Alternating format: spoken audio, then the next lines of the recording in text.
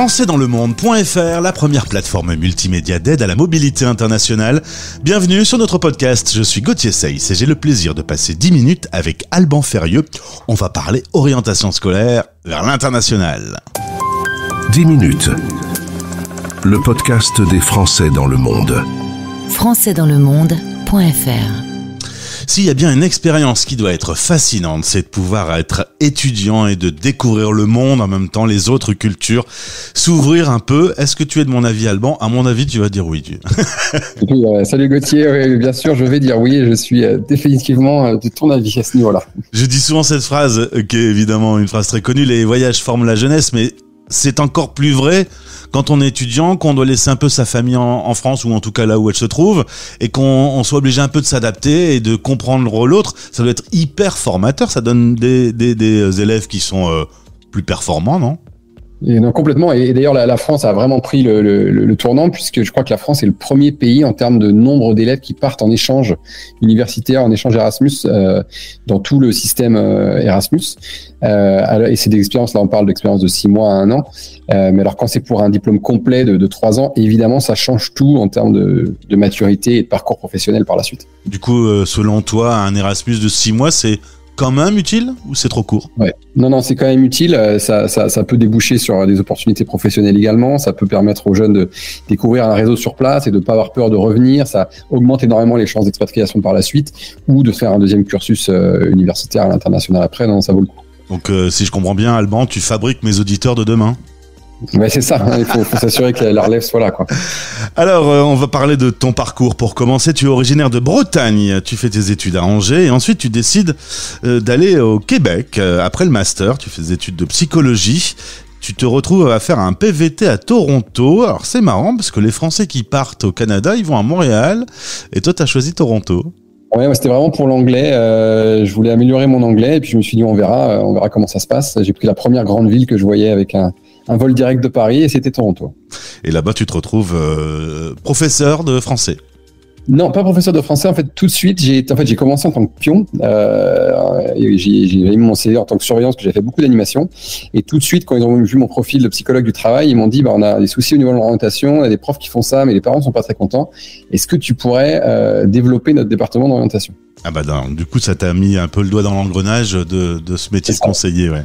Exactement. Je pensais pas que c'était des carrières qui pouvaient exister à ce niveau-là, parce qu'en France, c'est pas forcément une carrière qui fait rêver conseiller d'orientation. Alors justement, on va parler de ce terme advisor qui existe chez les Anglais-Américains et qui a pas vraiment de comparatif en France.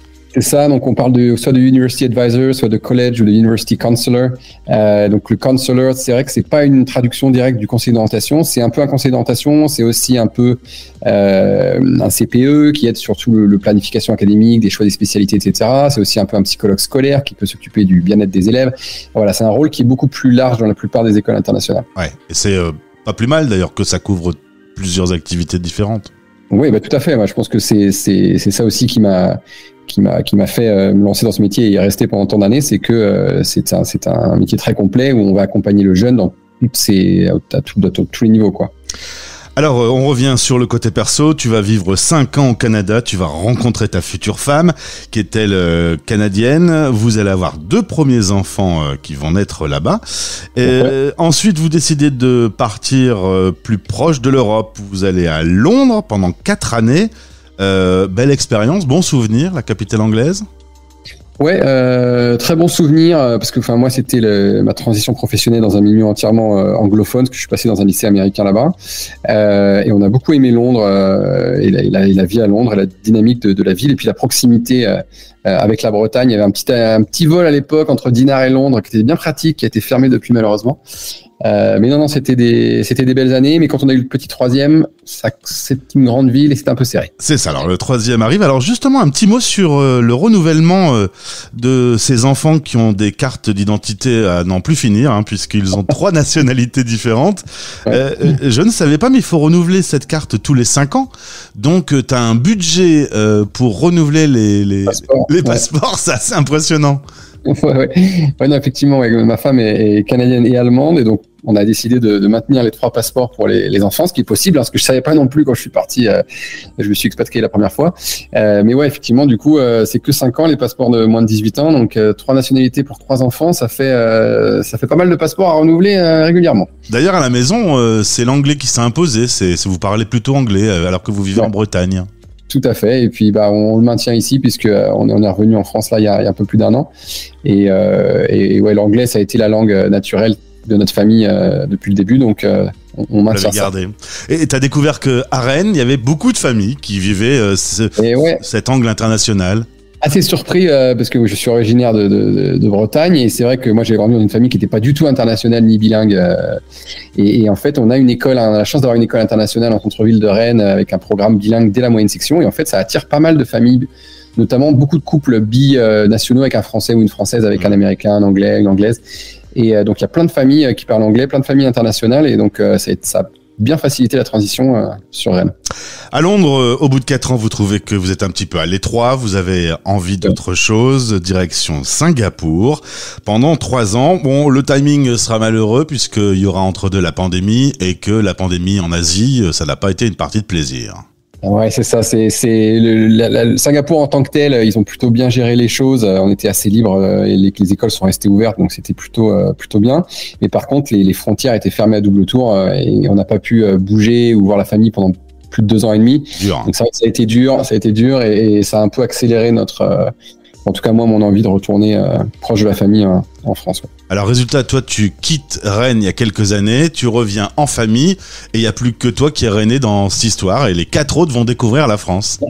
C'est ça, les 4 autres, s'acclimatent. Bon, c'est vrai que comme on n'avait pas bougé pour les enfants, c'était un peu nouveau, mais il y a eu une période un peu pour s'acclimater, mais honnêtement à cet âge-là, il n'y a pas eu de problème, ils étaient ravis d'être ici, ils connaissaient quand même un peu les cousins, la famille, mes parents et tout, donc ça s'est bien passé. Et la culture française, ils y ont pris goût, ou ils ont des petits regrets des autres expériences? Ouais, il y a des petits regrets de la piscine, hein, je t'avoue. Ils nous ont un peu saoulés avec ça pendant 1 an, la première année.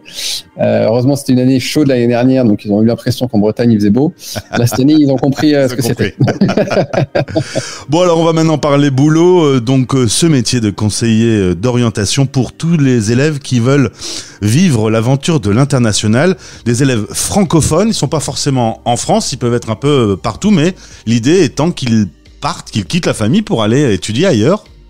C'est ça, mais en fait, on a lancé une plateforme qui s'appelle Anywhere Uni, et c'est pour les élèves francophones, donc parce que dans le réseau des lycées français à l'étranger, en fait, il y a une majorité d'élèves qui ne sont pas de nationalité française, mais la plateforme, elle est offerte en français, et l'objectif, c'est de soutenir ces élèves francophones qui n'ont pas forcément l'expertise au sein de leurs écoles pour les aider à intégrer les meilleures universités au Royaume-Uni, au Canada, aux États-Unis, etc.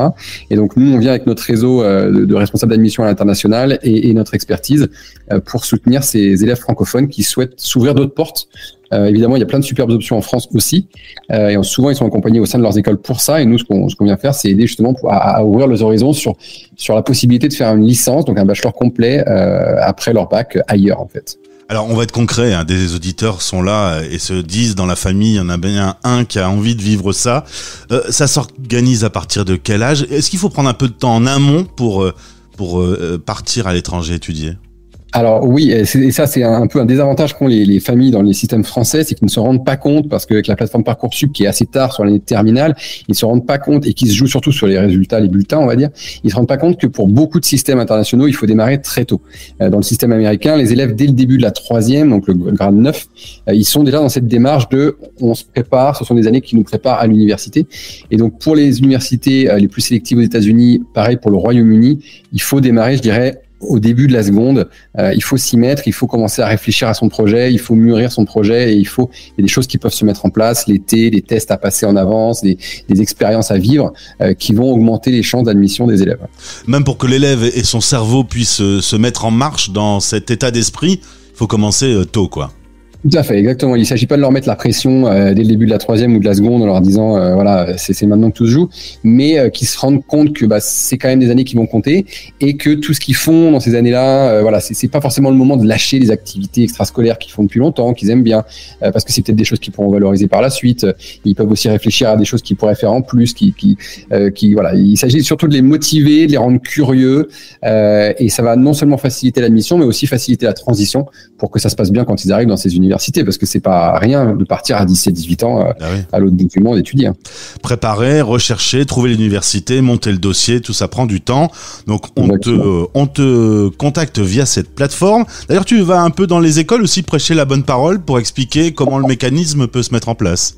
Oui, c'est ça. Je travaille avec beaucoup de lycées français à l'international et avec des associations de parents aussi, d'ailleurs, qui sont très demandeuses, où on vient faire des ateliers et puis voilà, expliquer les bonnes pratiques pour se préparer au mieux à l'étudier à l'international. Et on est d'accord qu'une fois qu'on a mis le doigt dans l'engrenage, on a une meilleure connaissance d'une autre langue, d'une autre culture, on est plus efficace dans le travail, ça donne des élèves qui sont meilleurs sur le marché du travail? Alors, je ne sais pas si c'est des élèves qui sont meilleurs sur le marché du travail. En tout cas, je pense que c'est effectivement des élèves qui sont plus adaptés au marché du travail d'aujourd'hui. Ce sont pour tous les postes un peu à votre responsabilité ou toutes les carrières. Aujourd'hui, ils cherchent des gens qui sont bilingues, qui ont une capacité de multiculturel, d'écoute, de sensibilité un peu interculturelle, qui ont donc oui, je pense que effectivement, et c'est possible d'aller faire son premier cycle à l'international et de revenir en France faire un master. Enfin voilà, tout est possible, tout est assez flexible et fluide maintenant. Mais en tout cas, ça ne peut être qu'une force pour moi. Ça s'appelle anywhereuni.fr. Je vous invite à aller faire un petit tour, c'est très clair et clairement tu vas prendre très tôt la main de l'élève et l'accompagner dans cette démarche. Tu gardes des infos ensuite sur les gens que tu as accompagnés un peu, ça va être sympa ça. À 100%, et ça, j'aime beaucoup faire ça et c'est ce qu'on fait avec la plateforme. Chaque semaine, on a un invité où on a un entretien un peu long de 3 quarts d'heure pour discuter de l'université. Soit c'est un responsable d'admission d'université, soit c'est un ancien élève. Donc c'est génial parce que même moi, quand je me déplace, je vais regarder quels anciens élèves j'ai dans la ville, à Amsterdam, à Londres, et puis je vais les contacter, je vais voir qui est disponible et on va faire un entretien pour discuter de comment ça se passe maintenant, quelle transition. Donc je garde toujours un œil et je reste en contact avec mes élèves après quand ils partent. Ouais. Il s'appelle Alban Ferrieux, le site c'est anywhereuni.fr. Merci, c'était clair, c'était voilà. Et je pense que vraiment cette interview doit donner des envies d'international parce que ça doit être une super aventure. À bientôt. Ouais, merci beaucoup, à bientôt Gauthier. Français dans le monde. Français dans le monde.